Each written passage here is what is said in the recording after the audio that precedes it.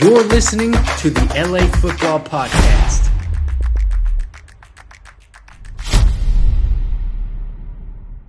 And welcome back, Los Angeles, to the LA Football Show here in the LA Football Network. We are live on the mightier 1090 ESPN Radio. This is your Los Angeles Chargers segment of the show on podcast. Thank you all for tuning in on radio. Welcome to the show. Thank you for making us a part of your day. I'm Ryan Dyer, joined as always by the madman Jamal Madney. Show is always brought to you by our friends at BetOnline. Head to betonline.ag today. Use our promo code BELIEVE. That's BLEAV. Gets you a 50% bonus on your first deposit. Lots of stuff to bet on. NHL, NBA, baseball, all going on. You can do NFL futures if you'd like as well. BetOnline.ag is the website. Promo code is BELIEVE. And the guys that sent you there are from the LA Football Network. Jamal, radio, welcome back from the break. Podcast, how you doing? Happy Friday to you, my friend. Happy Friday, Rye. Excited to be talking some Bolt fam. Now, let's talk about the Bolts and everything that they've done over the course of the last 7-8 days. Very exciting. I'm actually, Ryan, to be honest with you, no spoilers here, but I might even be more excited about what they did after the draft than what they did during the draft, especially with a couple of guys that I think are going to be diamonds in the rough. Yeah, absolutely. So we'll go. We ran through their 7 selections last episode. So if you missed that, it's on our Monday live show. You can find it at lafbnetwork.com, or you can go to Chargers LAFB YouTube and see it there. Every Monday at 6:30, we are live talking all things Chargers. So we recap that there. So today we'll get into a little bit of the undrafted free agents, a little more, which I think, as you alluded to, very good undrafted free agent class. And then we're going to look big picture. How the Chargers sitting now post-draft in comparison to what the Chiefs, Raiders, and Broncos did in the draft. So how do they fare in the division? We're not going to give like full predictions or projections yet, but just, 4 days post-draft, kind of where they sit in the ecosystem of the AFC West in congruence with what those teams have done this offseason thus far. And finally, if there's time, we'll see how long we gap on all this stuff, Jamal. But Keenan Allen was on Emmanuel Acho's show, Speak, had some comments about Justin Herbert. I don't think they were controversial or disrespectful or anything, but he was asked, how can he be better?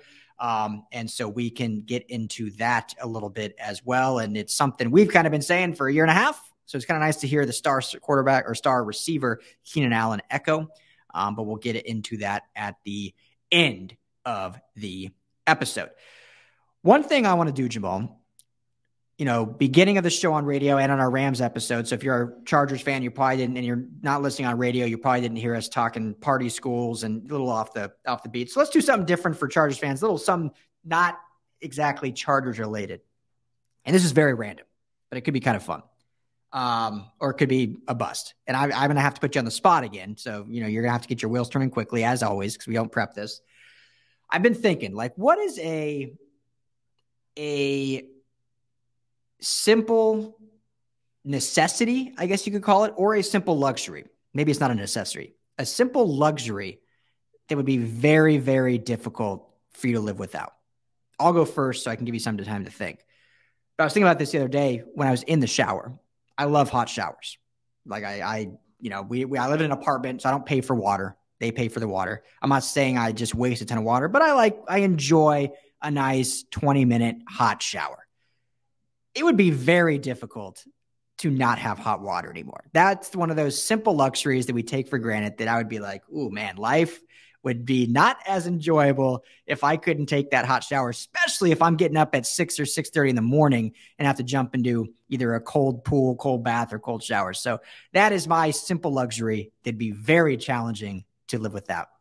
What is your simple luxury, Jamal? I love that. And by the way, I love how you're talking about a 20-minute hot shower as something that's a long period of time. Obviously, many people are in the shower 4 minutes, 6 minutes, 8 minutes, what have you. For me, 20 minutes would be a sporty amount of time in the shower. I go beyond that a little bit. I'm a 30-minute shower guy and couldn't agree with you more. I mean, the hot shower is sort of essential to starting the day or recharging or ending your day really well. I think of that episode from Seinfeld where Kramer walks in and it was the shower head episode where they weren't getting good pressure on their shower. Mm-hmm. And he was saying, listen, they were kind of dabbling and talking about hot showers. And he said, well, what about cold showers? And Seinfeld turns around and says, cold showers are for psychotics. It's the value of the hot shower is very key. Ryan, for me, it would be a world without any sort of spicy sauce. So, you take sriracha out, you take, any sort of hot sauce out of the equation, you take any sort of, spice. If I just lived in a world with nothing but bland food, for me, that's a life not worth living, and I'm just, at that point, I would just be miserable. So for me, I gotta have some spicy condiments or some sort of spice ingredients with my meal. Without that, it's going to be tough sled. Yeah. You being Indian, and Indian food is tethered with delicious spices, and Absolutely. Me married into Mexican culture. I can't. I liked spicy foods before marrying my wife, but it definitely has upgraded even more being into her family. So yeah, non-spicy food would be very challenging. I literally got, not to talk about fast food, we got Panda the other day, and the amount of sriracha I put on my orange chicken and chow mein was probably disrespectful to the Panda Express chefs, because it just showed it needed a lot of sriracha, and it would be sad if I didn't have that. It'd be challenging. Exactly. It's tough. Life without sriracha is, I don't know if that's even life, Ryan, at that point. We might as well just be savages and, roaming free with the animals and really sort of embracing Darwinism at that point. So here's the final question on that, and then we'll get into Chargers talk. What is your favorite hot sauce of all the hot sauces? And some are very different. Sriracha is very different than a Tapatio, but what is your hot sauce of choice that you can eat with almost anything? So my favorite sauce, quote unquote, is an Indian hot sauce. Okay. Mm-hmm. Essentially, that's sort of the rough translation, and it's called achar. Okay. And so achar is usually, it's either spicy pickle or even spicy mango. And it's sort of a sauce that you put into kind of the food. You can put it on the side, and there's even sort of pieces of the pickle that are sort of layered in sauce that you can have. And then oftentimes I'll have fried green chilies with salt with my food on the side. So those are kind of some of the go-tos, the fave fives, for all, warm-blooded Indians out there. They know what I'm talking about. So those are kind of some of my go-tos there, Ryan. Funny story before we talk about the hot sauce that is the Chargers undrafted free agent list, but I actually had a spice off. Okay. A couple of months ago, I was up in the Bay Area. Good friend was throwing a party. Her husband and me started talking and saying, listen, we both love spicy food, yada, yada. We can't, live without spicy food. All our friends think we have the highest spice tolerance, all this. So you could tell it started elevating into this sort of competition, like a rivalry was brewing right before our very eyes. It was sort of a Dylan Brooks, LeBron situation unfolding. We were each poking the bear, let's put it that way. And so he goes in the back. He finds a sauce called The End. It's called The End. And we start, sort of digging into it. And all that we had was a cracker or, one of those sort of frozen fries or what have you as just the dipping mechanism. And a third person got into it. Now, what's interesting is I'm Indian, he's white, and the third person that got into it was an Indian female. She heard all of this and she's like, oh, I can totally do this. Yeah. And so we start having the sauce, and both he and I are just sort of chowing down. It's a little spicy, but we're chowing down and we're sort of looking at each other head to head. No one is flinching. We sort of declare it a tie. We keep going. Nothing's happening to either of us. So we earned each other's respect. We turn over. We look to the Indian girl while all this is happening. After a few minutes, she's practically keeled over, Ryan, sweating, almost passed out. And we had to sort of, really kind of come to her aid, get her ice from the freezer and all of this. So The End, for those that maybe want to test out their spice tolerance, great calibration mechanism there. Really anything. You have a cold, you are constipated, you just need a jolt to start your day, go for The End, and I think it can sort of acquiesce any and all of your wonders.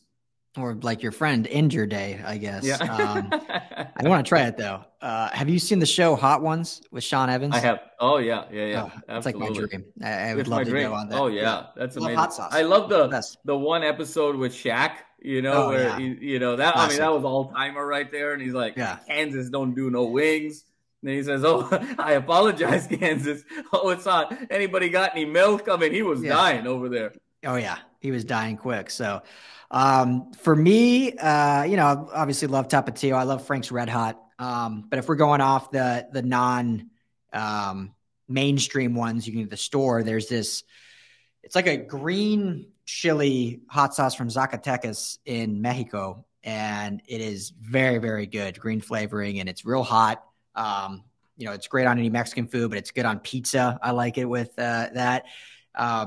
Speaking of pizza, did you know if Domino's, you can literally order bacon and hot sauce pizza, and it's just bacon with Frank's Red Hot on it. It's fantastic. Oh wow, I didn't realize that. Oh my Yeah, goodness.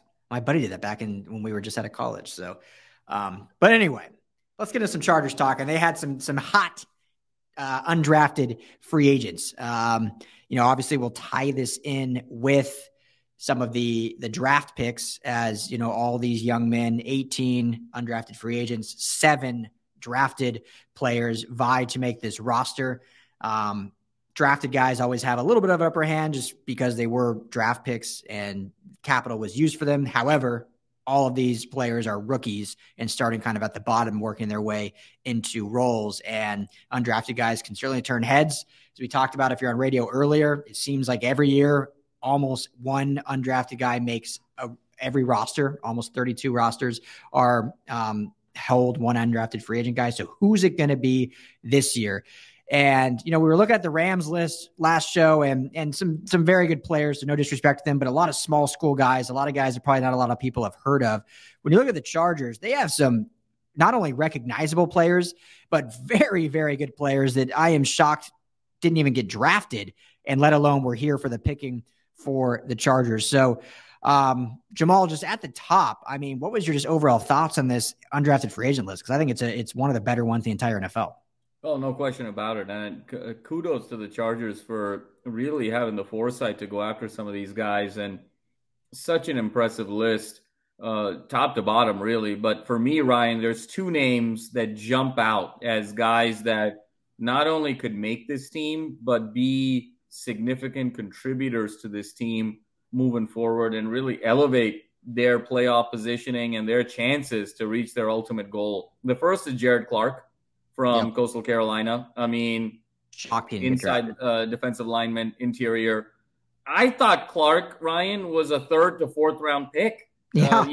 And so the fact that they got him as an undrafted free agent is a steal. It's one of the steals of the whole draft, in my opinion, when you talk about risk reward and value proposition. Clark was a significant contributor to Coastal Carolina's run, particularly in the 2021 season.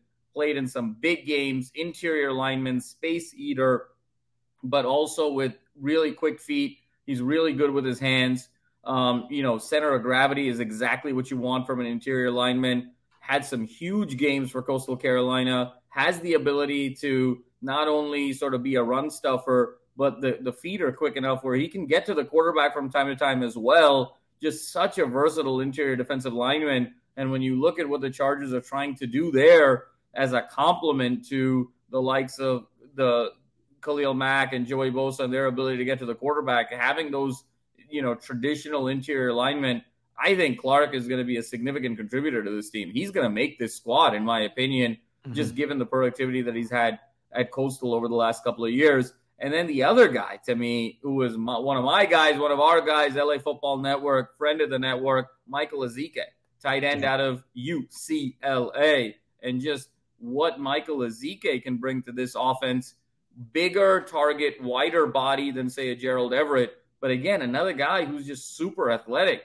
He made some huge catches for UCLA this year. The one against Utah comes to mind, a 50-yard reception down the left sideline in that huge game. The fact that he could get to the sideline and really run past some guys for such a huge gain there, and he was consistently able to do that. And then, of course, the USC game was a huge coming out party for him. 3 touchdown catches there. SC had no answer for him in the red zone. So he's got this unique combination of size, power, and athleticism that I think complements the other pieces on this offense really well. And when you factor in how much Kellen Moore likes to rely on the tight end and how much Kellen Moore really likes to think of his offensive players as all being kind of gadgety in some way, shape, or form, and really values versatility in his offensive playmakers above all else, I think Ezike is a guy who's not only going to make the team, but I think he's going to make a little bit of noise this year as an undrafted free agent as well. So those two guys just are off the charts in terms of getting them into camp.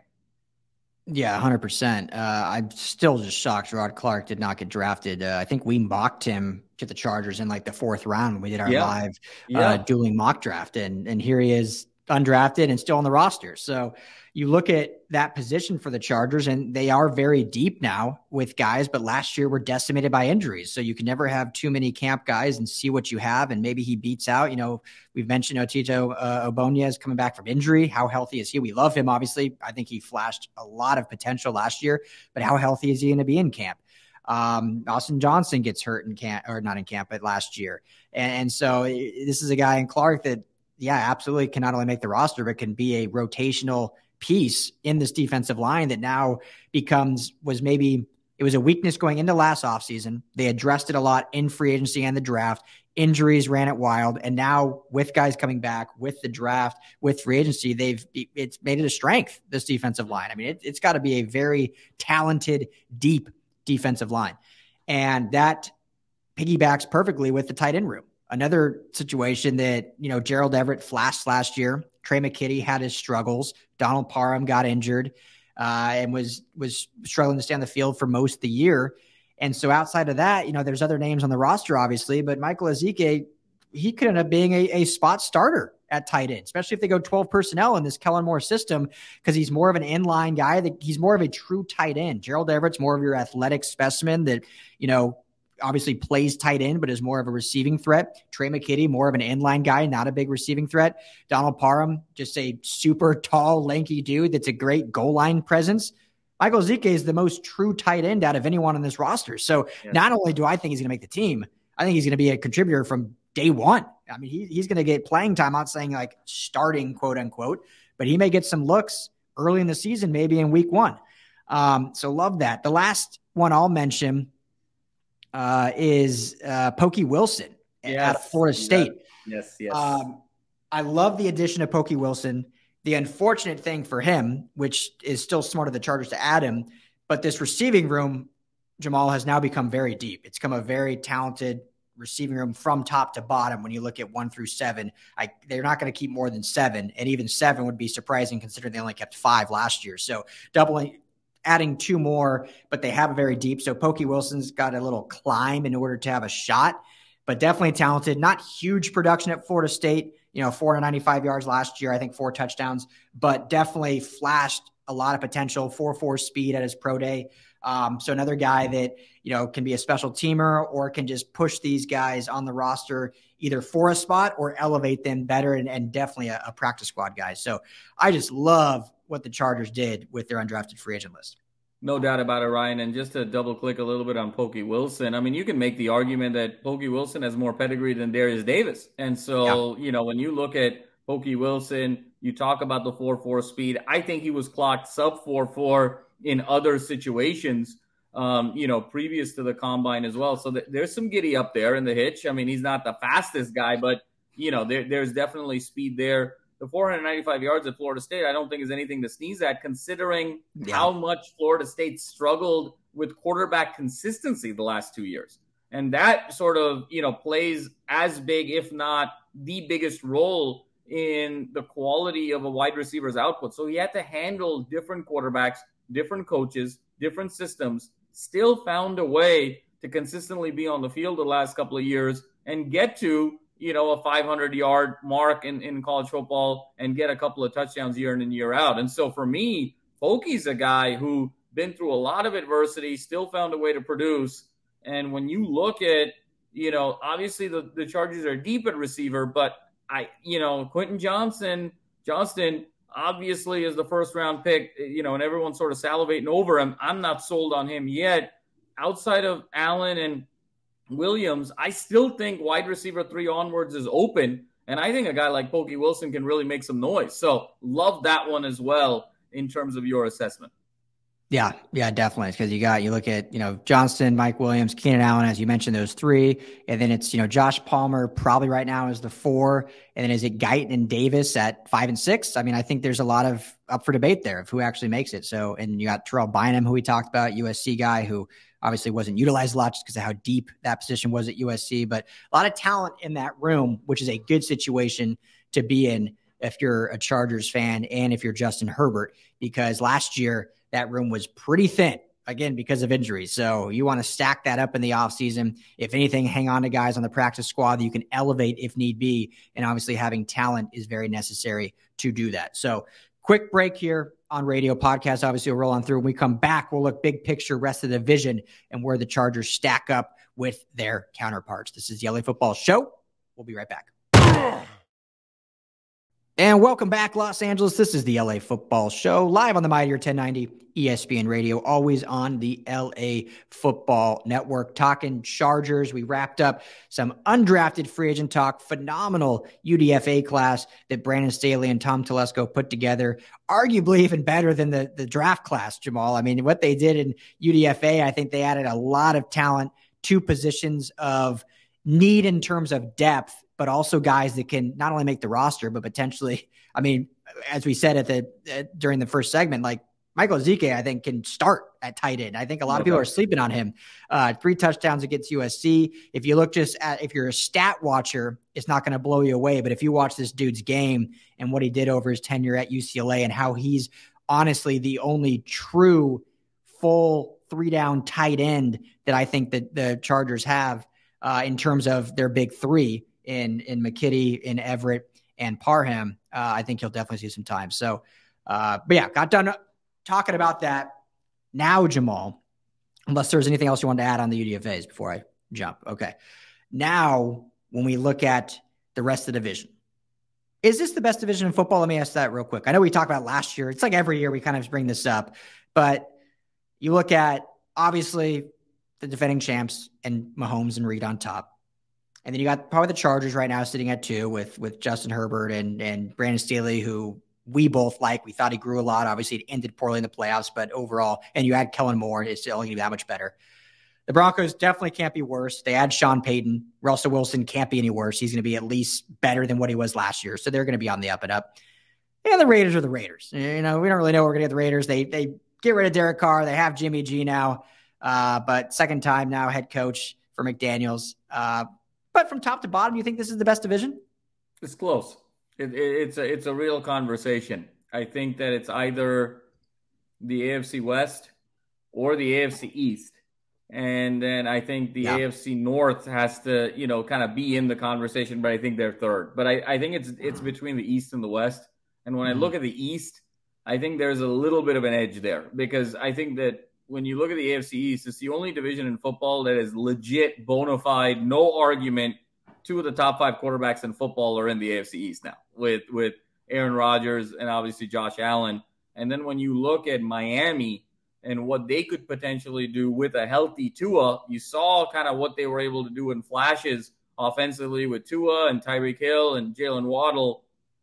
I think that's probably where I would put my money. And how ironic, Ryan, and it speaks to the cyclic nature of this game, the karmic nature of this game, the fact that nothing lasts forever, that Bill Belichick and the New England Patriots are probably definitively the last team in that division, that everyone's basically going to have them in last place, given what else is out there after just owning this division for 2 decades. So I'd probably go AFC East, Ryan, number 1. Then I think AFC West, is right there. And I think, truth be told, I think whether or not the AFC West becomes the best division in football, it's in the hands of Justin Herbert because we know Mahomes is the face of the league.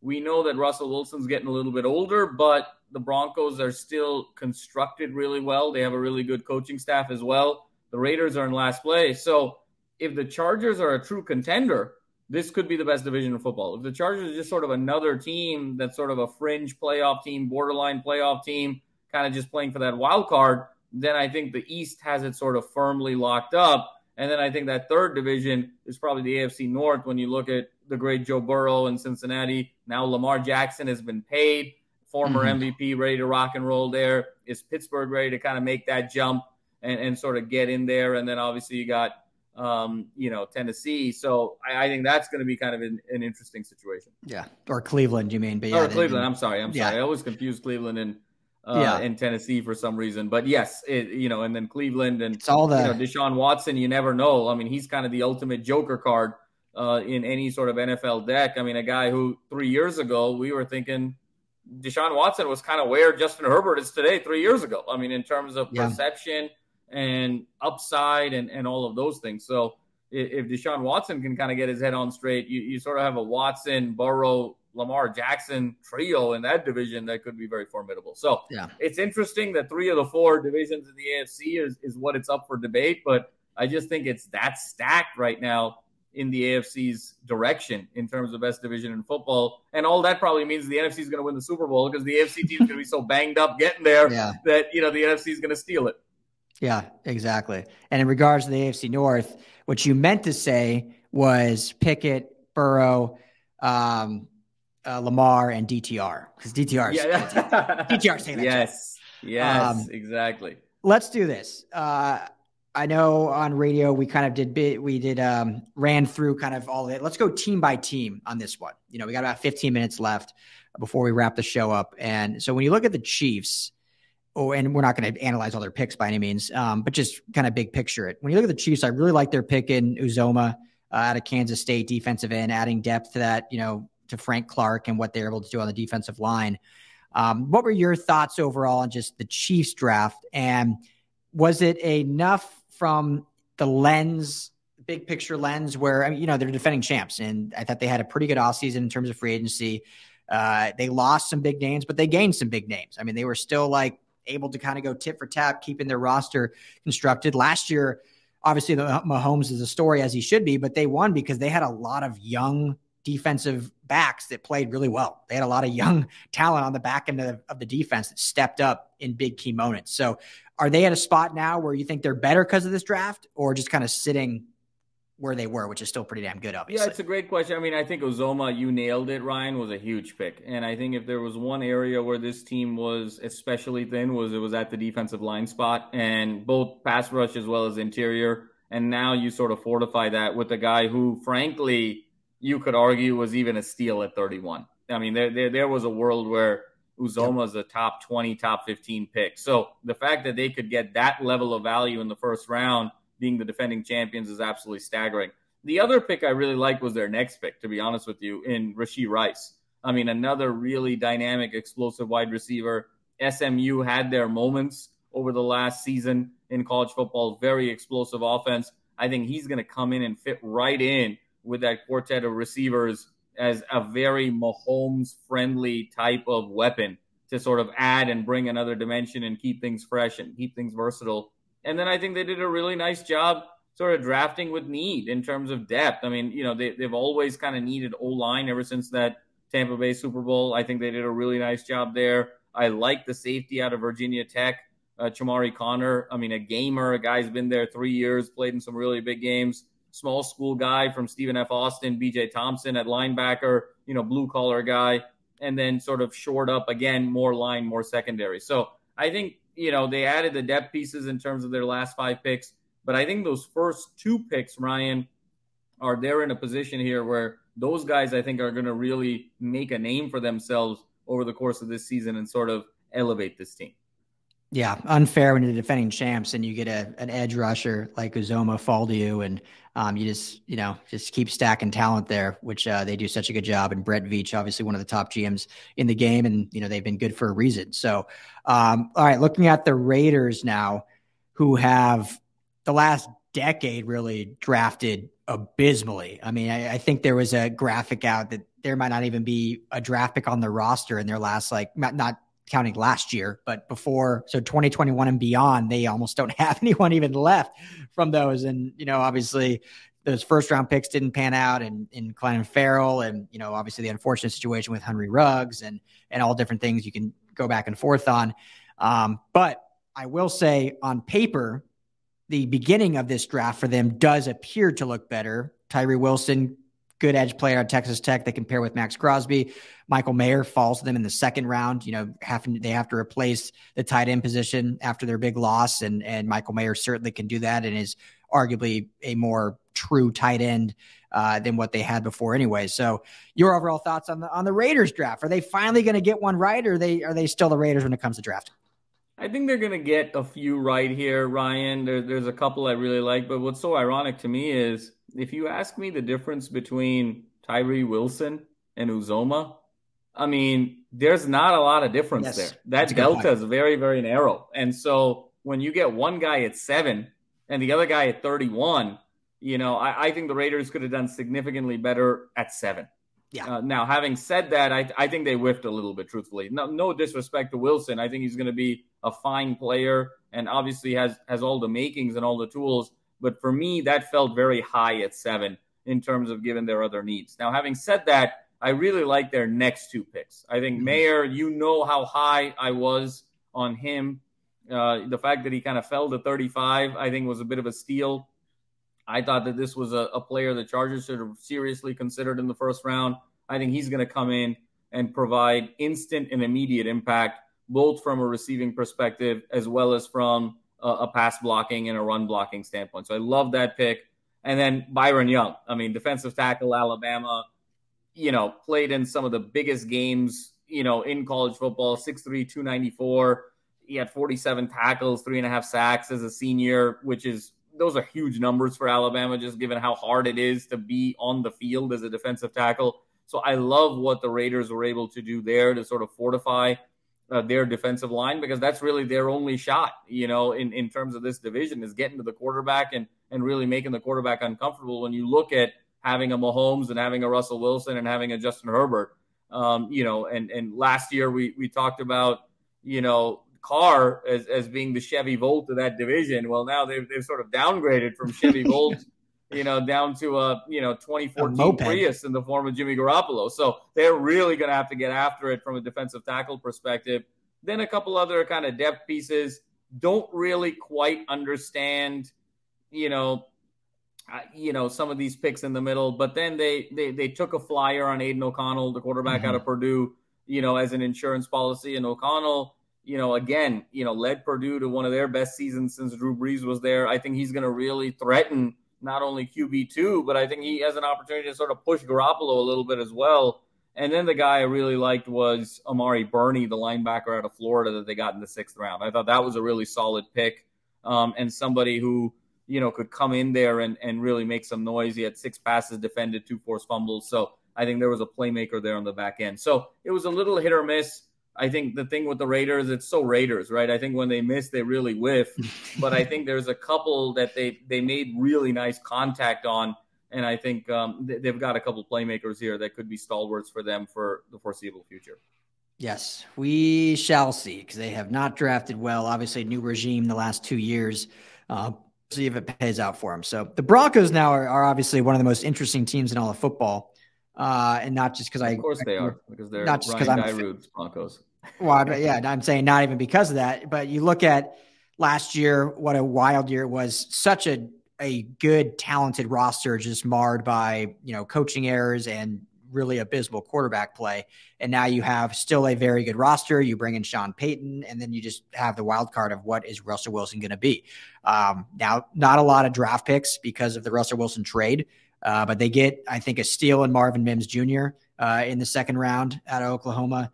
They've had a talented wide receiver room, but one that A, hasn't necessarily clicked with Russell Wilson, B, hasn't been able to stay healthy. I mean, you have a guy in KJ Hamler that's played basically 3 games since being drafted out of Penn State. Guy just can't stay on the field, unfortunately. You have Tim Patrick, who was out all of last year. He'll be back now this year. And then obviously Cortland Sutton and Jerry Jeudy. So Mims, I think, can actually be a really, really good pick there and slide in. And then the other one I'll just mention before tossing it to you is I really like the Riley Moss pick, corner out of Iowa. Just a real kind of can play all over thumper. But I think overall, only 5 picks, but I think the Broncos had a solid draft filling positions of depth and need. And, it's a really good roster, seeing as who they added in free agency as well. It's really just going to come down to Sean Payton's first year and what happens with Russell Wilson, but your overall thoughts with the Broncos draft. Ryan, I completely agree with you. Obviously, the foundation is pretty strong. It's a health. I mean, we talked, what was it last year? They had, 30-plus guys on injured reserve at some point over the course of last season. I mean, it comes down to health for the Broncos. So that roster is pretty full to begin with. It's a matter of just making sure those guys stay on the field, and they were looking at a couple spots here. I'm going to say something here, Ryan. I think the Broncos made the best pick in the whole draft. One pick. The single best pick in the draft was by the Denver Broncos. And I'll tell you who it was. It was their 7th-round pick. Their last pick at 253 was Alex Forsythe. Yeah. Alex Forsythe is one of the best offensive linemen in all of college football at a center position, which is such a valuable role. You need intellect. You need leadership. You need productivity. Forsythe was the linchpin for how Oregon got off to a great start in the middle part of September, October, and the early part of November. After that debacle against Georgia, Oregon was that team. There was a time we were talking about Bo Nix for the Heisman, middle to late October, and it was primarily predicated on the time that he had given Alex Forsythe's play and leadership. I mean, everyone was like, well, this is such a magical Bo Nix.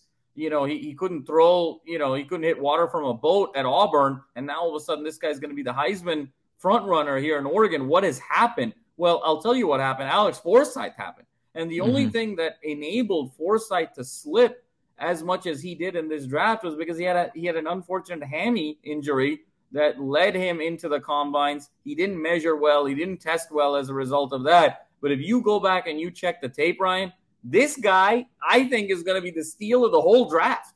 I mean, we're going to be talking about Alex Forsythe in the NFL for the next 10 years as a true anchor, and especially the center position being so important when Sean Payton is known to have smaller quarterbacks. You got to be able to look over that line. You need the ball to come out quickly. You need to be able to read defenses. Having another captain out there in your center is going to be huge, and I think they're set up themselves up for success in the future with that role. I love the Forsythe pick, and then I can't overstate the Marvin Mims pick as well. I mean, to get him at 53, Ryan, I mean, we're talking about if you just go kind of shot for shot with Mims and Dell and Flowers and, everybody sort of after Smith-Njigba and Addison, I mean, you could argue that Marvin Mims is the third best receiver in the whole draft in terms of just prospect, and to be able to get him at 53. So they got an absolute steal in their opening pick, their second round at 53, absolute steal at 257. And to your point, I think there's some guys that can come in and make an impact there in the middle. Broncos did really well, and no one's really talking about it. Yeah, that's why they're one of the most interesting teams, because we just don't know what's going to happen with the coach and the quarterback, which obviously we talked during our Rams segment, how the big favorite in the NFC West is either the Niners or Seahawks, but hey, there's questions at quarterback there, and that's kind of how the Broncos are. Talented roster, but what's going to happen at quarterback? So we got about 3 minutes left, Jamal. So we went through all the teams now. So how do you think, big picture, the Chargers are positioned now post-draft? I mean, I'll let you talk on it, but talk to all their drafts. I think the Chargers probably slate in right in the middle there in terms of draft grades. I would probably put the Raiders last, probably put Broncos 1, Chargers and Chiefs are fairly even, give or take. You different opinion. So where do you have them kind of as a result heading into the true off season post-draft? I think net, Ryan, they got, a little bit better, and they sort of addressed some things. I think, I wasn't thrilled with the beginning part of their draft, but I don't think much changes in terms of projection. I think this is still the Chiefs division. And then I think it's going to be a fight between the Chargers and the Broncos for who's going to be nipping on the Chiefs' heel and who's going to get that second playoff spot. Maybe this division even produces 3, but the AFC is so stacked. It's hard to bank on that. I think it's going to be a Chargers-Broncos battle for second in this division.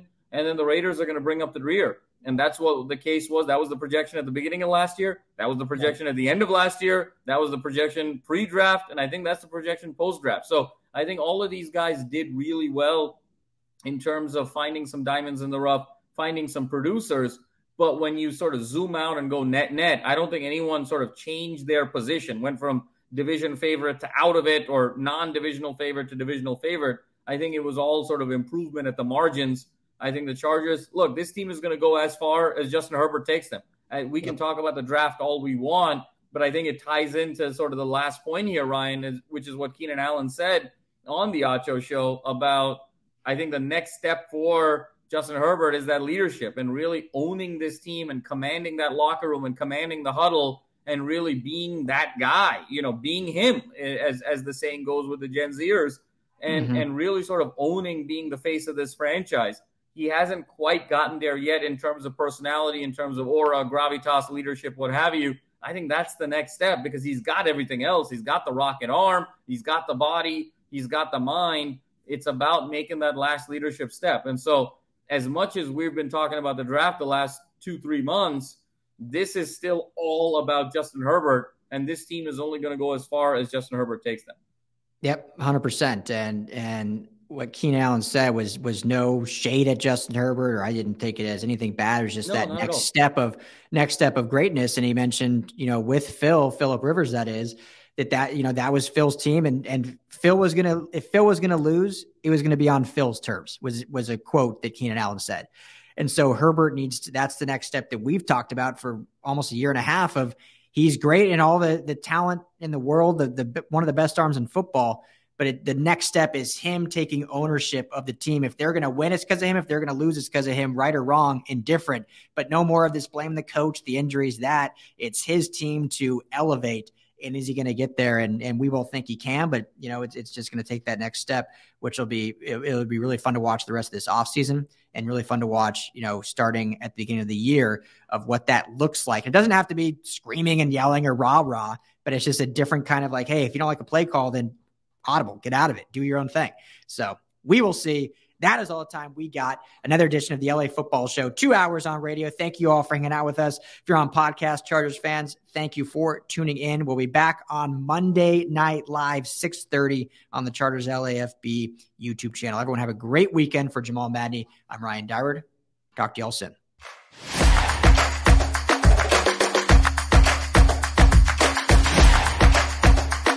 You're listening to the LA Football Podcast.